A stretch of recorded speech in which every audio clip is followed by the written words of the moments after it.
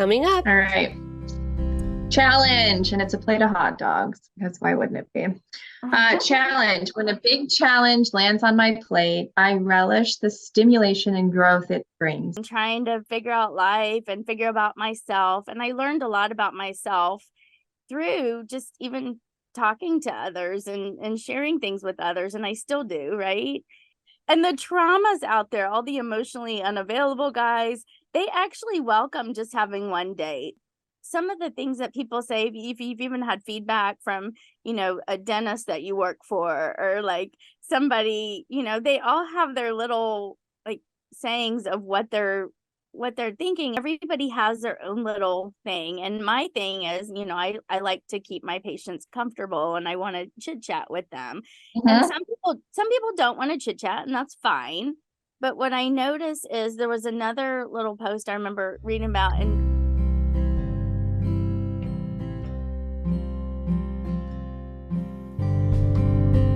hi, everybody. Welcome to the Munch Bunch podcast. It's Kimmy Nishimoto and Megan Vanoy. Hello. Hi. And today we have Hope Loyd. Hope is a dental hygienist, and she's also a fellow podcaster. Her podcast is called Gums and Gossip, which is a really fun podcast name. Congratulations to you on that. I love it. It sounds like you have some tea to spill. I like it. Yes. Thank you. Yeah. Thanks for having me on the podcast. Absolutely. I'm super excited to be here. Yeah, we're happy to have you. So Hope is a hygienist. She also does like guest speaking, workshops, entrepreneur. We know her from DEW, Dental Entrepreneurial Women. It's a dental women's group.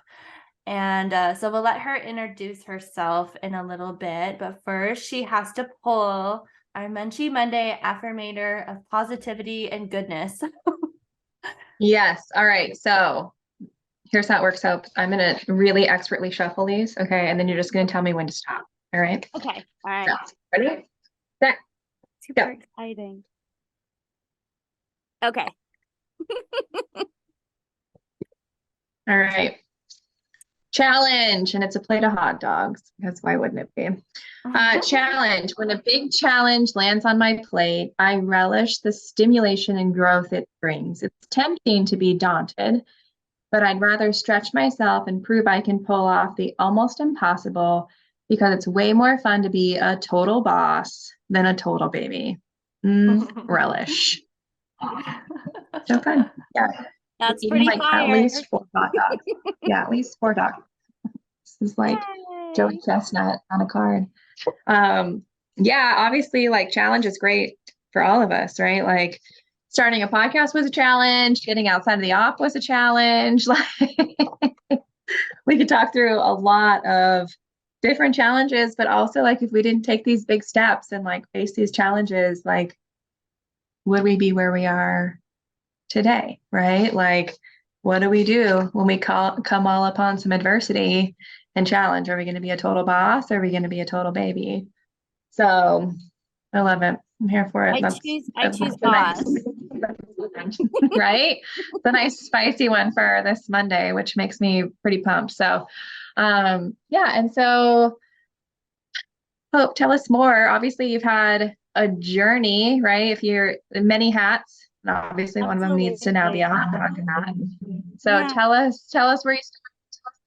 Tell us how you started your podcast. Journey, yeah. So Gums and Gossip came about in 2020. I think when y'all started in 2020 as well, I believe. So it's to 2020 year.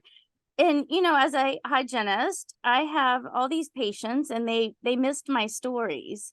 And I'm sitting there, and I guess I never really thought about myself as getting out on the airwaves. And that was a huge push. I don't know for you guys, but to put yourself out there is such a challenge, and to edit and produce. And I was having to figure things out in the podcast world. It's scary.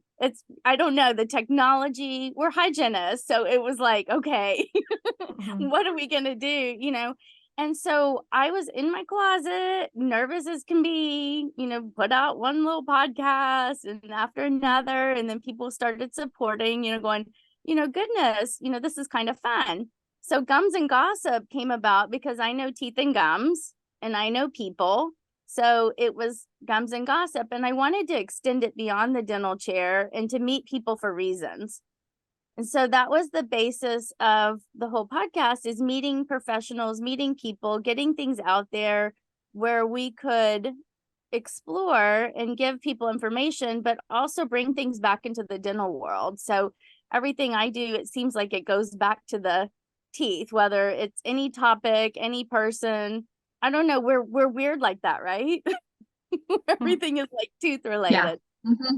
And I just started evolving, and I'm like, what is my purpose? What is it that the journey has evolved. I have kiddos. I have a 18-year-old daughter who's at Texas Tech. I have a son who's 21 and he's at Iowa State. And I've been a single mom, raised them all these years. And so now the journey has come into, I finished season 5 of Gums and Gossip recently, and now I'm have goals of going international. I've got some things up my sleeve for the international journey. I have all this opportunity, and I'll ask you guys, as hygienists, we didn't value, I don't know about you, but I never valued myself. I didn't feel worthy. I know that sounds weird, but you're always giving to others and you're always doing. And so it's taken a lot of courage and it's taken a lot of time, as y'all probably know, to have this journey and to reach others. And I think y'all are doing an awesome job reaching others as well. So I appreciate you. Yeah. Thank you. Yeah, I don't know if it's a hygienist thing or like it's just a collective personality trait, because the worthiness thing, I don't know what came first, that or being a hygienist. Like, or if we picked hygiene because we have that trait of feeling like we always need to like serve someone to have worth, like give or help, and then like in return you are worth something, right? So that's definitely been something I have worked deeply through, even once I hung up my scalers. So that is an interesting thing that we all collectively have been feeling. My stories that I was sharing initially, this is kind of funny, it was on my dating stories. That's the ones that people missed. And I was doing some quirky things and trying to figure out life and figure out myself. And I learned a lot about myself through just even talking to others and sharing things with others. And I still do, right? And it's really also the fear. I started honing in and thinking, what's my purpose? And it was, hope and fear of the dental world. And there's so much fears and different generational fears. So I started guest speaking on all the generations of fears, and not from a trauma-based, psychological, but from the chair, just from patients that I've experienced over the, almost 30 years I've been doing hygiene. Just the fears that patients come in and having a welcome environment and all that. So yeah, I have fun with what I'm doing. Well, now I have to know, that.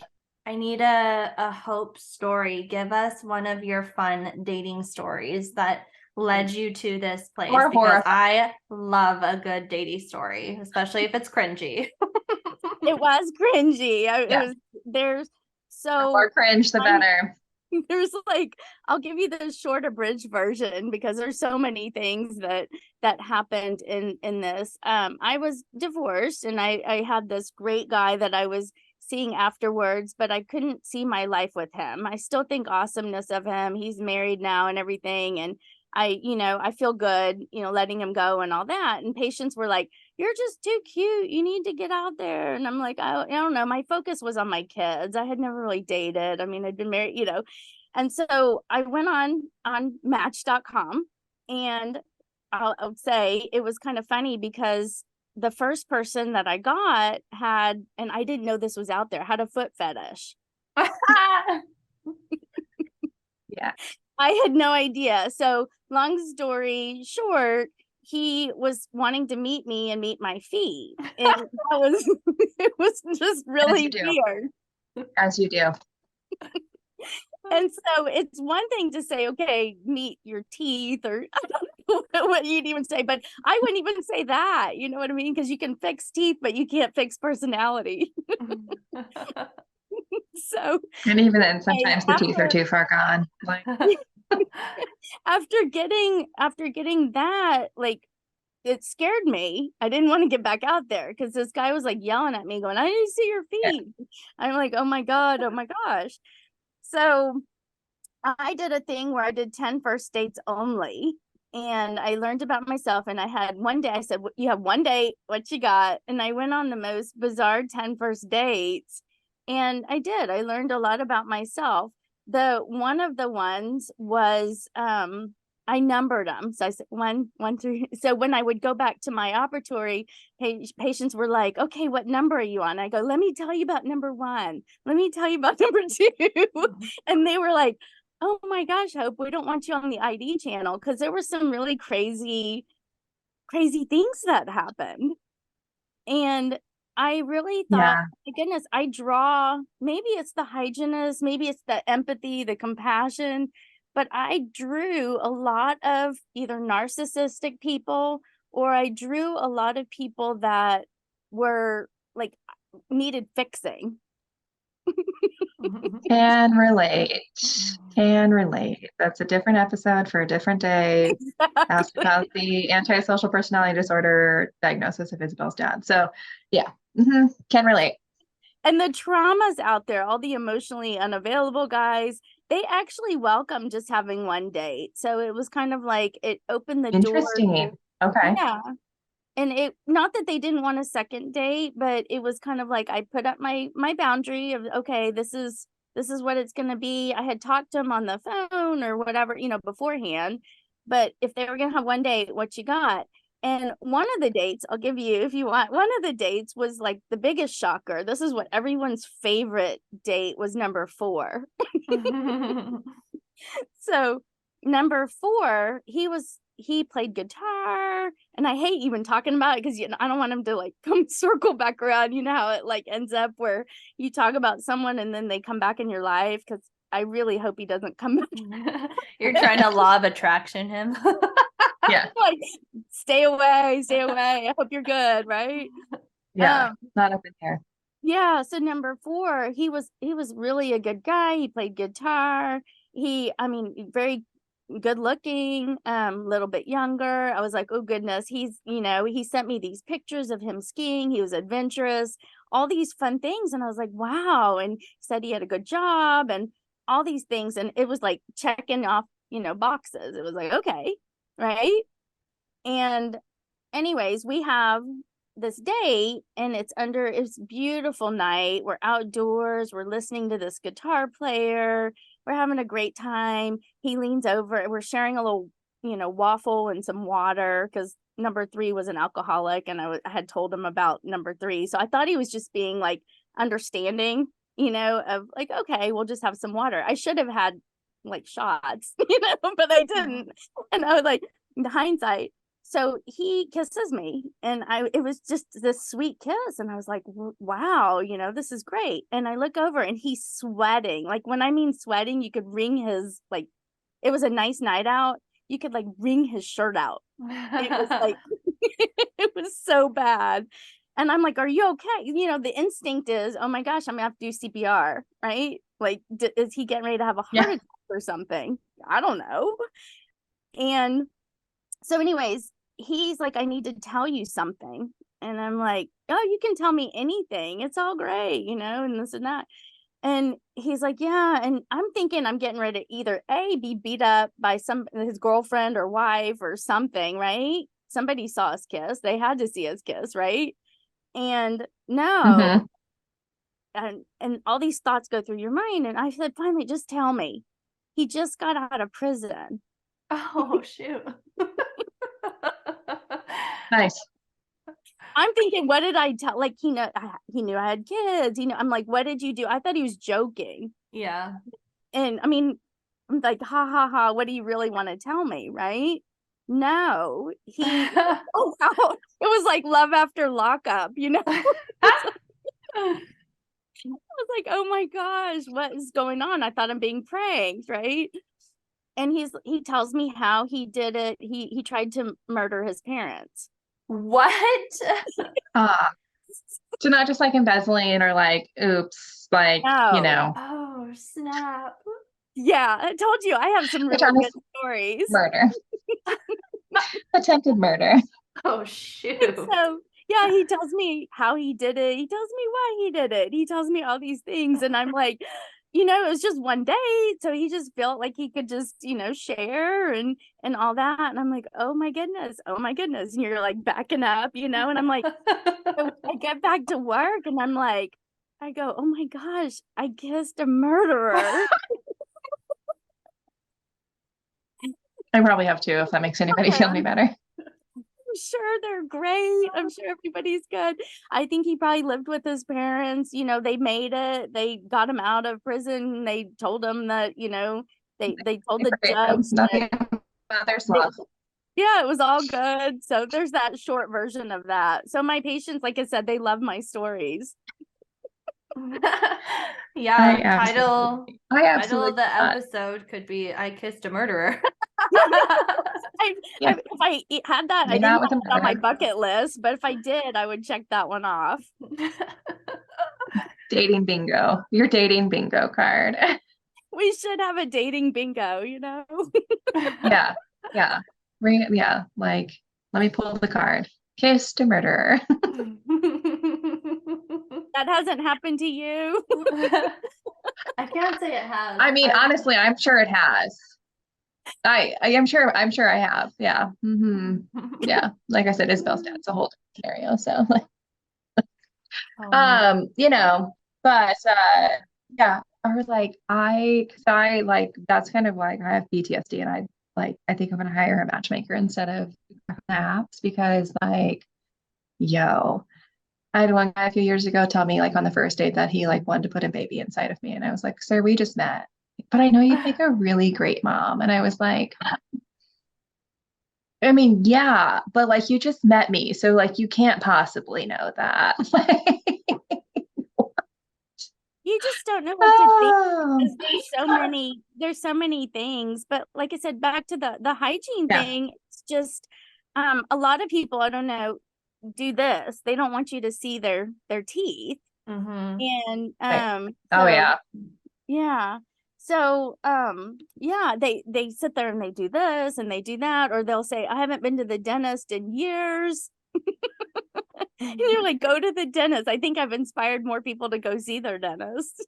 Yeah, for sure. I had a rule that in the dating profile, they had to be smiling and I could see their teeth because I wanted to see what they were hiding up in there.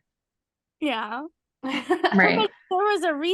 I saw a recent post and I can't tell you who did it and everything, but there was a gal who had posted something for like 25 guys on Bumble. She put the first thing she did when she matched with them said, will you give me a tooth? And and you would be surprised how many guys in the responses would be willing to give their tooth. I'm not surprised.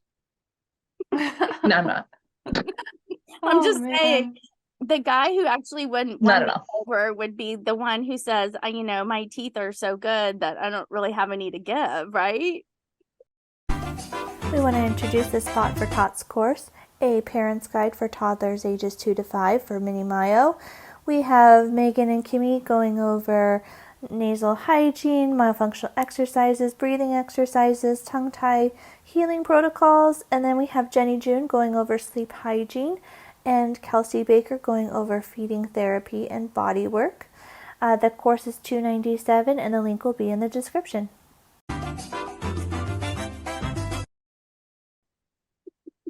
Oh my gosh. There you go. It's rough out I'm there. gonna keep all 28 of these suckers.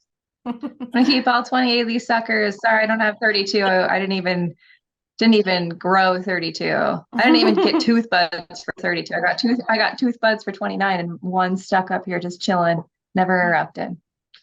So like, no, I'm already missing 3 congenitally. Like I'm not here for anymore. Thank you. I would not give a tooth to somebody either. It's like, no, thank No. you. That would be creepy, right? If somebody said that to a woman, Yeah. maybe a man, I guess, is different, but saying that to like a hygienist or a woman, I would be like, bye. Yeah. It'd be a pass. Yeah. It's all creepy. It's all creepy. Yeah. Yeah. Yeah. There was one time I went on a date. This is a few years ago, kind of the same time frame, because this is what like turned me away from online dating, where I like thought the date was going pretty well, but then it got kind of weird at the end. And the next day I didn't hear from him at all and said, hey, thanks. It was great to hang out last night. And he's like, yeah, I don't really see this going anywhere. And I was like, oh, okay. And I kind of thought about it and I was like, well, I'm just getting back out there. I have absolutely nothing to lose. Like I should ask for some feedback. And, he was like, you were rude to the server and you talked about yourself the entire time and you clearly think that you're better than everybody else. Damn. Yeah, and me, and this is all hilarious, right? So not only was I like not rude to the server, I had a full-on conversation because there's not a lot of female brewers out there and we're in Portland. I had a full-on conversation with the only female brewer at this brewery. You're on a first date, of course you talk about yourself. Like that's kind of the point. And then I made jokes about how I was like the favorite child because I have 3 sisters, right? Just as you do when you have a lot of siblings, you're like, I'm my parents' favorite, right? Like, obviously. And like he just didn't have a sense of humor. So he didn't think that any of that was like funny. And I'm like, oh, and I was like, okay, thank you. Thanks for letting me know. And I was like, were we on the same date? Like, are you having me confused with like somebody else? And luckily it was so outrageous because then he followed up with, yeah, I wasn't going to tell you, but I figured that you should know because if you ever want to get a boyfriend or a husband, you should probably fix these things. And I was like, you're a treat. Thank God for you. Yeah. Thank God that you came down into my life to tell me these things. Yes. People say just even I'll swing back to the dental world and everything. People say some of the things that people say, if you've even had feedback from, a dentist that you work for or like somebody, they all have their little like sayings of what they're thinking. And there was a temp for one office years ago. And this lady, she was horrible. And it was like she had this like system where she had this belt, like a dinging bell to like know your patients were there. It was like really ridiculous. So I get down and I'm sitting there when I got done, I'm like laughing about the whole day because it was the most ridiculous day ever. And it was horrible, and it was such a horrible day. And I'm sitting there laughing and I'm like, oh my gosh, this is good. I can't wait to share this story. And she pulls me aside and she says, if you ever want to succeed in life, you will never laugh again. It's like, I go, what? And she goes, I don't think you should be laughing. Oh, what a buzzkill. And it did. And I cried. I was younger. I sat there and I'm like, you don't take things to heart as much, but you're like, dear God, never laugh again. Like, what advice is that? Oh my God. That's so funny. That's so sad, but like so funny. Or I attempted an office once and I was taking intraorals of like these broken old fillings and stuff and like prepping patients that the doctor's going to come recommend a crown. And after I did like the 3rd or 4th time, he's like, do you always use this intraoral camera? I'm like, yeah, I'm trying to like, so they can see their mouths.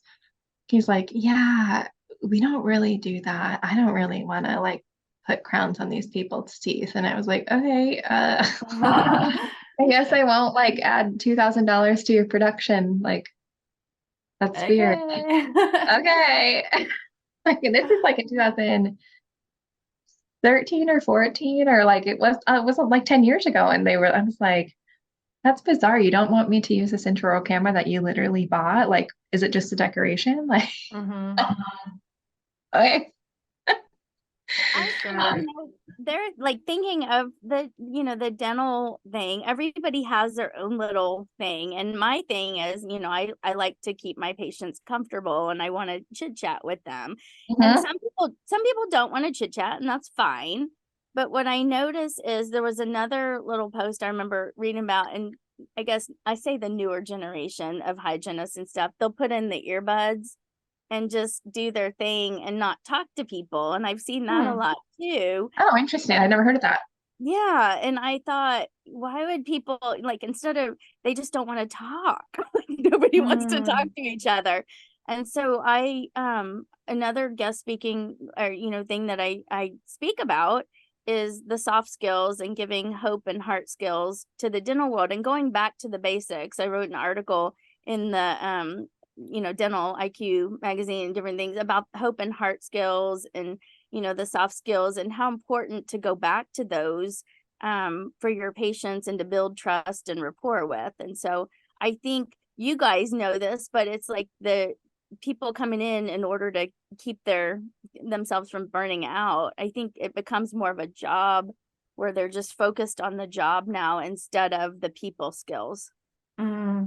Yes. Yeah. And for people that don't know, what is a soft skill and what are the hard skills?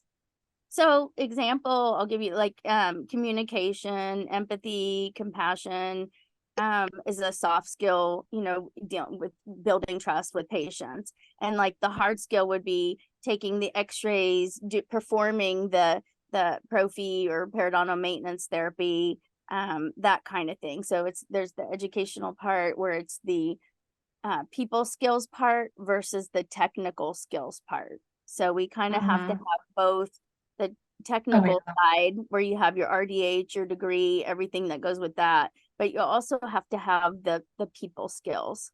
Such a good point. I know that for me, when I was a dental hygienist, you could always tell which operatory was mine because everybody would be laughing and we'd giggle. And it would be like sometimes my favorite patients would come in and you would just hear laughter ringing around the office. And, and my favorite part is when they just give me a big hug and it was like, I'll see you in a couple months. Like those are the type of things that I think help a lot with burnout. And so when you're kind of zoned in and you're tuning other people out, it's really hard to feel good about your work and what you're doing and why your body hurts so much if you're not connecting to other people and you're not telling stories that make them laugh or listening what's going on with their families, because that's where the kind of joy of the work came from, is those soft skills. And you're right, a lot of people now, they just kind of jump around and it's not so much of a natural skill. Like it had to be in the past where you had to know your hygienist, love your hygienist kind of more than your doctor, really. Yeah. I mean, back in my scalar days, I would say back in my scalar days, definitely I was the one who was getting 10th row basketball tickets dropped off and cookies and brownies and coffee and definitely was asked on multiple dates from the dental hygiene chair. And, I had patients who would only want to see me, which then got obnoxious when I want to take time off. But it never really, but also those patients always said yes to SRP. Those patients always said yes to crowns. They always said yes to work. And I always worked for not always worked for ethical doctors, but mostly most of them, to where, it was where we're building and creating trust, it's a lot easier for patients to understand the treatment that they need. Right. And there is a lot of fear with patients. I talk about that as well. It's a whole different thing. But I was talking to a person today. I'm collaborating as a psychologist friend of mine, and we're doing a workshop on dental fears. But I have a support group on professionals and on Facebook. It's a dental support group for patients and professionals. And we're bringing these topics up of what the fears are. And some of the things that I've learned, I'll give you an example of something that I thought was really interesting that we don't think about, but a patient in the chair. This one patient, he was scared of going to the dentist because of hands. The dentist's hands were so large that that it would like come to his face and everything. And I guess it made him a fear from childhood of some, something that had happened, from before. And that was something. And I thought, well, I have small hands, so nobody ever questions. Tiny, delicate hands. Yeah. So it's just learning. It's learning about people, and it's learning about, there's a lot that we have to do in this short amount of time. Yeah. And it is really, educating people on how to get along. And it seems so silly to even say that, but it's really focusing on what's bringing them there, what's going to motivate them to keep their teeth. And you have patients who, are like, you leave a practice and you're not, I don't know about you guys, but you're not allowed to say where you go. People have to find you. And that's really, it's a disservice to the industry, because we're professionals too. If a dentist left and went somewhere, they would have to announce, hey, Dr. So-and-so is going to, I don't know, North Carolina or something, right? But for a hygienist, it's like you're just there for a server, you're just there as a body. But we're not. We're professionals too. And so there's so many things we could get into and tap into. But yeah, I think a lot of it has to do. One of my patients told me, she was like, I went in and I thought you abandoned me. And that's what they think. They think, you've been here for so long. You're my friend. You're my family. And that's how I welcome everybody. And now it's like, no one says, oh, Hope's not here. And they'll be like, where's Hope? Where'd she go? And it's like, oh, she's just, after COVID time, she's doing her podcast. And you're like, that's not all. I'm still working clinically. So, yeah. I always had good coworkers that they would be like, she's over here now. She's there. Don't worry about it. She's across the street. Like, go find her. Yeah. Yeah. She'll be at happy hour with us at the restaurant down the road if you want to come say hi. But the hugs do get you through. And I think that's so important. And you have to find an environment that you're just as welcome. And I do have a good environment now, but you do have to, I think that's a huge part. You were talking about burnout. That's a huge part, because everyone wants to be liked, right? Oh yeah. Yeah. We want to be like looked at as professionals. Like, nobody wants to go and have somebody, probably at least a couple of times out of the week, I have somebody goes, I hate the dentist. I don't want to come here. And they leave with a smile on their face, because they're like, it wasn't so bad after all. Thank you. Yeah. Or I always used to love to make the joke, like, well, lucky for you, I'm the hygienist. So you lucked out today, my friend. Exactly. Yeah. I didn't know, like, because I'm like obviously super self-centered and only think about myself. Like, I definitely thought I made that joke up. In my early 20s, I was like, oh, that's clever. And then like I started hearing it other places. I'm like, oh, okay. Apparently we're all making the same joke. Okay. It's a crowd pleaser. People love it. That breaks the tension so fast. Lucky for you, I didn't spend 4 more years in dental school. Yeah. I'll keep that mean doctor away from you today. Yeah. So I'm based out of Texas. I know, and Texas has some interesting laws and interesting rules and different things that are happening in Texas. And so, I will see where my journey takes me. And I think I look forward to maybe meeting you guys in real life one day, where we can, get together and we could even podcast in real life. And that'd be sweet. Yeah, because I enjoyed being here. So yeah, thank you for joining us. Okay, so people, obviously we talked about your podcast in the beginning, Gums and Gossip. They can find you on all the podcast platforms. Where can they find you on social media? So I am on Instagram. I'm Gums and Gossip. And then I love followers. My journey on Facebook. I have and it's Gums and I think it's Gums and Gossip, and then Facebook is the Gums and Gossip. Because Okay. I don't think you could put like the ampersand and all that. So Okay. anyways, yeah, Gums and Gossip. And then I have LinkedIn. You can find me on LinkedIn. You can find me on I'm on like 10 different platforms with Gums and Gossip. But Hope Loyd with one L. And yeah, I welcome everybody. Perfect. I love it. And of course, if you guys want to find us, you can find us at the Munch Bunch podcast. You can find Kimmy at Mouth Muscle Memory. You can find me at NWMFT or XO Not Just a Mom. And of course, you guys can find us in person in the Dominican Republic for our business mastermind retreat, November 9th through 12th. We do have a couple more spots available. So maybe that's where we're going to see you, Hope. We'll talk about it after the show. Right. And then I was going to add one more thing. Yeah, please. I'm doing a dental anxiety tour, October 27th through the 29th in Austin, Texas. Awesome. So I partnered up with Dental CE Masters, and she's accredited. She's a nonprofit accredited with the ADA CERP. And so I'll be teaching my hope and heart skills in all that for the dental anxiety tour in Austin, Texas. Yeah. Awesome. Yeah. Send us that link and we'll put that in the episode. So awesome. Well, thank you so much for joining us today. So fun. I'm excited to connect with you even more. And then we will catch you guys on the next Munchy Monday. Bye. Thank you. Bye. We have a special offer for our Munch Bunch listeners. To book a virtual consult with Megan, she's offering a discount of $25 off.